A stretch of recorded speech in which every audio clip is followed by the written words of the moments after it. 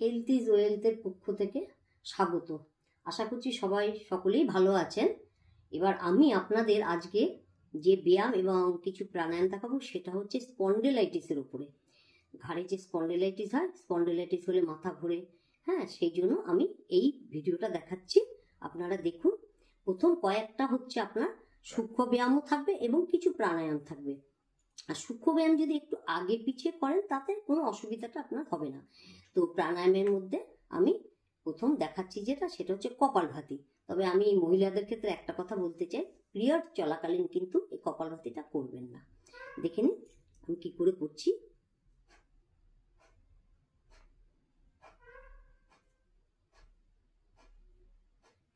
কপালভাতিটা করার পরে আপনারা 2 মিনিট আবার অনুলোম বিলোমটা করে নেবেন। আর সবই কিন্তু স্পন্ডিলাইটিসের। দেখে নিন অনুলোম বিলোমটা কিভাবে করছি। তারপর আমি আপনাকে সূক্ষ্ম ব্যায়ামটা দেখাবো।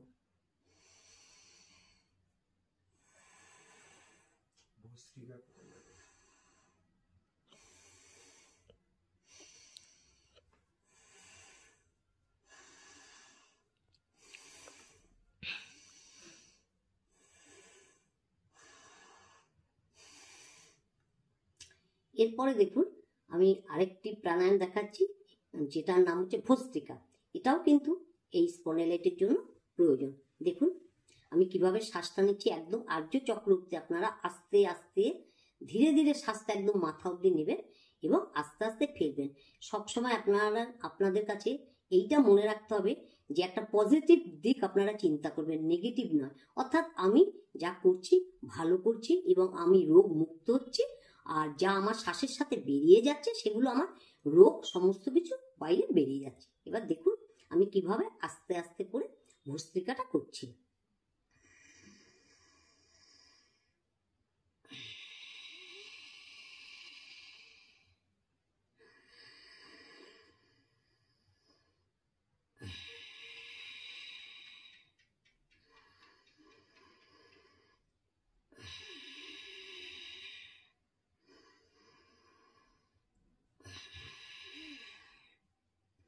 এইভাবে আপনারা 2 থেকে 3 মিনিট করবেন।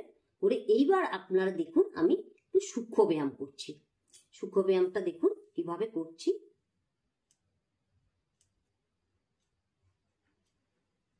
এরপর বুড়ো আঙ্গুলটা ভেতরে ঢুকিয়ে হাতটাকে এইভাবে 4 থেকে 5 মিনিট ঘোরাবেন। আবার অ্যান্টি ক্লক, আবার উল্টো দিকেও ঠিক একইভাবে ঘোরাবেন। এইভাবে, ঠিক আছে? এইভাবে ঘোরাবার পরে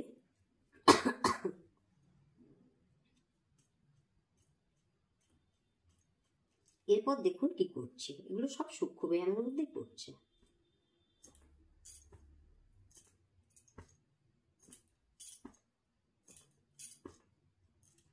এইভাবে আপনারা 2 থেকে 4 মিনিট এবং প্রত্যেকটা দিনই মাথায় রাখবেন যে 8 ঘন্টা করে আপনাকে করতে হবে স্পন্ডিলাইটিসের জন্য, সকালবেলা এবং বিকেলবেলা। আরেকটি সূক্ষ্ম ব্যায়াম দেখুন, এটাও কিন্তু স্পন্ডিলাইটিসের জন্য। দেখে নিন আমি কিভাবে করছি। হাত দুটোকে আপনি হাঁটুর উপরে রাখবেন, রেখে আপনার কাঁধটা সোজা রাখবেন, সবসময় স্ট্রেট থাকবেন। এবার দেখুন কিভাবে হাতটা ঘোরাতে হয়, দেখে নিন। এটাও 2 থেকে 3 মিনিট করবেন।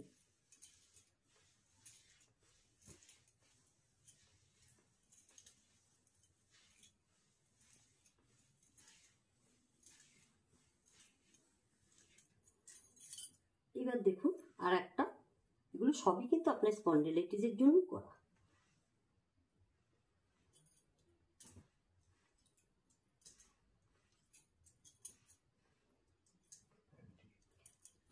এইভাবে আপনারা দুবারই কিন্তু অ্যান্টি ক্লকটা করবেন। যেমন এপাশে করছেন 2বার 3বার, আবার ঠিক এইভাবে উল্টো দিকেও কিন্তু করবেন, কিন্তু সবসময় স্ট্রেট থাকবেন, কখনো কিন্তু ঝুঁকে পড়বেন না, ঠিক আছে?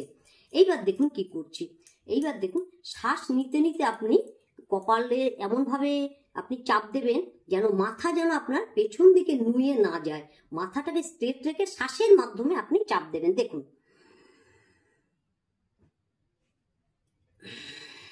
উপরে আপনি ছেড়ে দিলেন, আবার শ্বাস নিয়ে কপালটার দিকে আবার চাপ দেবেন অ্যান্টি ক্লকের মতো, কিন্তু ঘাড় সোজা থাকবে।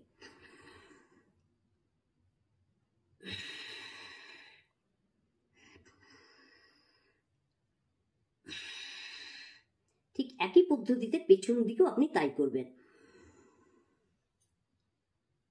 এবার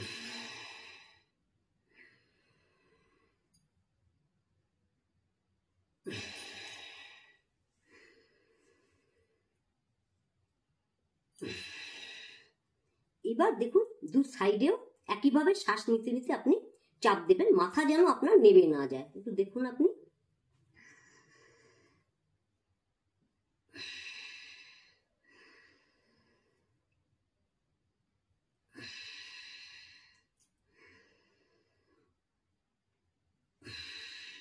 সাত আট সেকেন্ডের মতন একটু চেপে ধরবেন, তারপর রাখবেন। এবার দেখুন পেছনটার দিকে দেখুন, আমি হাত কিভাবে শ্বাসের সাথেই কিন্তু করব, একটু দেখে নিন।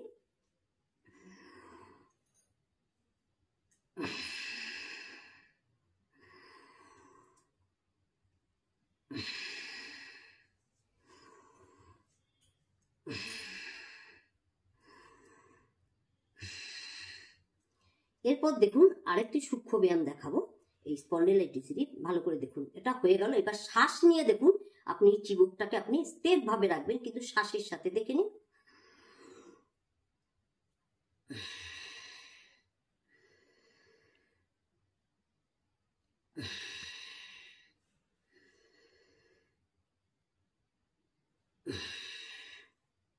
এইভাবে প্রতিদিন আপনি আধ ঘন্টা সকালে এবং বিকালে করবেন। আশা করছি স্পন্ডিলাইটিস আপনার পুরো কিওর হয়ে যাবে। আজ এই পর্যন্তই রাখছি। আপনাদের যদি সবাই ভালো লাগে তাহলে এটাকে লাইক, সাবস্ক্রাইব এবং শেয়ার করে দেবেন। নমস্কার।